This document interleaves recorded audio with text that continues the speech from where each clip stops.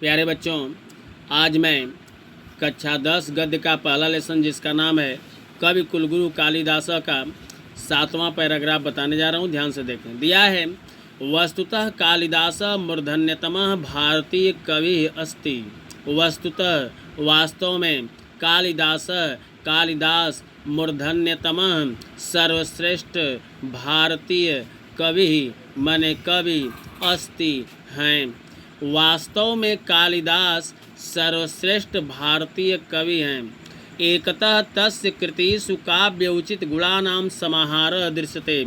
एकतः एक तरफ तस्य उनकी कृतिषु रचनाओं में काव्य उचित गुणानां काव्य के उचित गुणों का समाहार समूह दृश्यते दिखाई देता है। एक तरफ उनकी रचनाओं में काव्य के उचित गुणों का समूह दिखाई देता है, तो अपरतः दूसरी ओर चमन और भारतीय जीवन पद्धति में तत्र उनमें सर्वांगीणता राजते सुशोभित होती है। तो दूसरी ओर भारतीय जीवन पद्धति में उनमें सर्वांगीणता सुशोभित होती है। काव्य उत्कर्ष दृष्टया तस्य काव्येषु मानव मनसः सूक्ष्म अनुभूतीनाम् इंद्रधनु कस्यापि सहृदयस्य चित्तम् आवर्जितुं पारयति।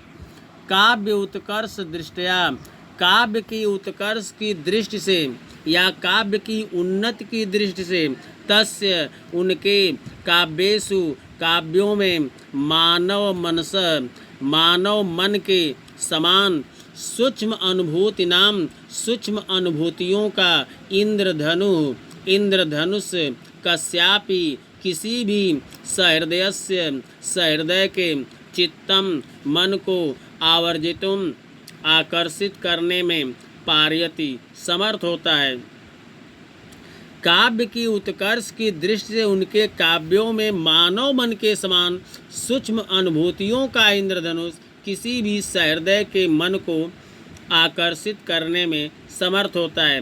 प्रकृति अपि स्वजड़त्वं विहाय सर्वत्र मानव सहचरी इव आचरति। प्रकृति माने प्रकृति, अपि भी प्रकृति भी स्वजड़त्वं, स्व माने अपनी, जड़त्वं माने जड़ता को, अज्ञानता को, विहाय छोड़कर, सर्वत्र सब जगह, मानव सहचरी की तरह आचरण करती है।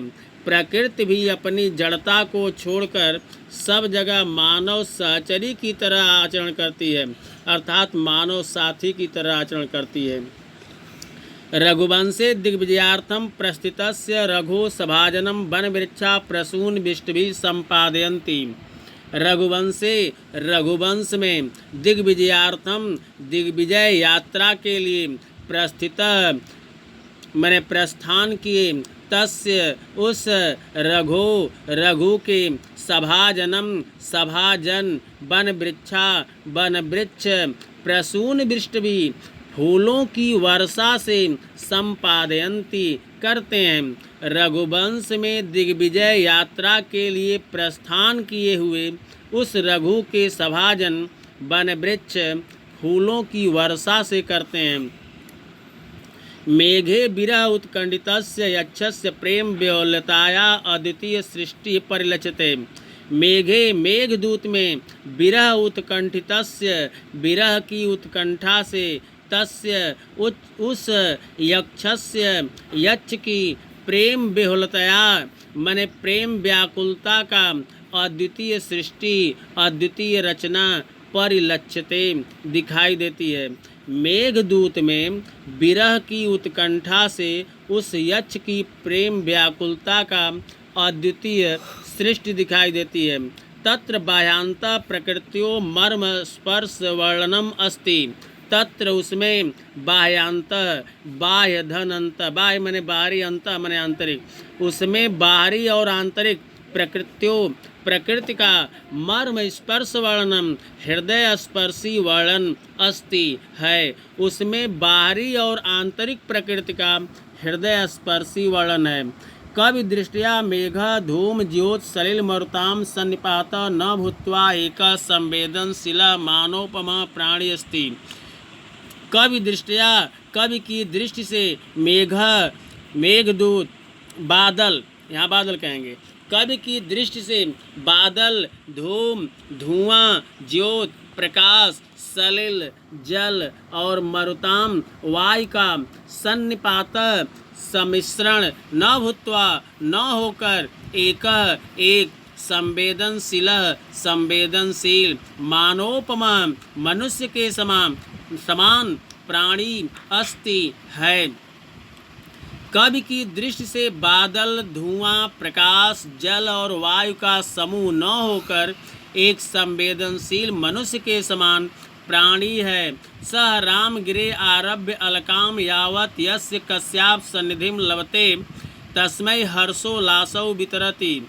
सह वह रामगिरी से आरभ्य लेकर अलकाम यावत, अलका यावत तक, यस्य जिस कस्यापि किसी के भी सन्निधिम पास लभते प्राप्त होता है, तस्मै उसे हर्षोल्लास, हर्ष और उल्लास वितरति देता है। वह रामगिरी से लेकर अलका तक जिस किसी के भी समीप प्राप्त होता है या पहुँचता है, उसे हर्ष और उल्लास देता है। शाकुंतल नाटके पतिगृह गमन काले आश्रम पादपा स्वभगिन्यै शकुंतलायै आभरणानि समर्पयन्ति। शाकुंतल नाटक में पतिगृह गमन काले, पति के घर जाते समय, आश्रम पादपा, आश्रम के वृक्ष, स्वभगिन्यै अपनी बहन शकुंतलायै, शकुंतला के लिए आभरणानि आभूषण समर्पयन्ति समर्पित करते हैं। शाकुंतल नाटक में पति के घर जाते समय आश्रम के वृक्ष अपनी बहन शकुंतला के लिए आभूषण समर्पित करते हैं। हरिणार्भका तस्या मार्ग विरोधम कृत्वा स्वकीयम निश्चलम प्रेम प्रकटयति। हरिणार्भका, हरिण माने मृग का, अर्भका माने बच्चा, मृग का बच्चा, तस्याम उस शकुंतला के मार्ग विरोधम, मार्ग को रोक, कृत्वा करके, स्वकीयम अपने, निश्चलम प्रेम, निश्चल प्रेम को प्रकटयति प्रकट करता है। मृग का बच्चा उस शकुंतला के मार्ग को रोक करके अपने निश्चल प्रेम को प्रकट करता है।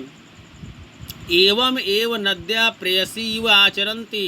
एवं एव इस प्रकार नद्या, नदियाँ, प्रेयसी इव माने दासी की तरह आचरन्ति आचरण करती हैं। इस प्रकार नदियाँ प्रेयसी की तरह आचरण करती हैं। सूर्य अरुणोदय बेलायाम स्वप्रियतमाया नलिन्या तुषार बिंदु रूपाणि अश्रूणि स्वकरै परिमृजति।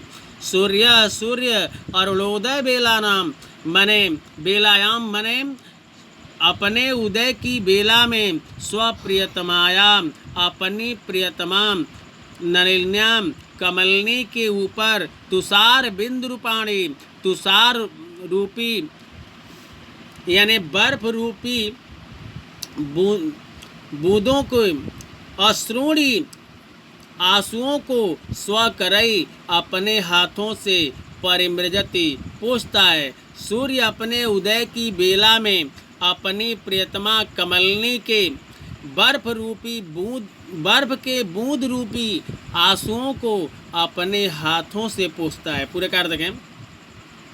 वास्तव में कालिदास सर्वश्रेष्ठ भारतीय कवि हैं। एक तरफ उनकी रचनाओं में काव्य के उचित गुणों का समूह दिखाई देता है, तो दूसरी ओर भारतीय जीवन पद्धति में उनमें सर्वांगीणता शोभित होती है। काव्य के उत्कर्ष की दृष्टि से उनके काव्यों में मानव मन के समान सूक्ष्म अनुभूतियों का इंद्रधनुष किसी भी सहृदय के मन को आकर्षित करने में समर्थ होता है। प्रकृति भी अपनी अज्ञानता को छोड़कर सब जगह मानव साथी की तरह आचरण करती है। रघुवंश में दिग्विजय यात्रा के लिए प्रस्थान किए हुए उस रघु के सभाजन वन वृक्ष फूलों की वर्षा से करते हैं। मेघदूत में विरह की उत्कंठा से उस यक्ष की प्रेम व्याकुलता का अद्वितीय सृष्टि दिखाई देती है। उसमें बाहरी और आंतरिक प्रकृति का हृदय स्पर्शी वर्णन है। कवि की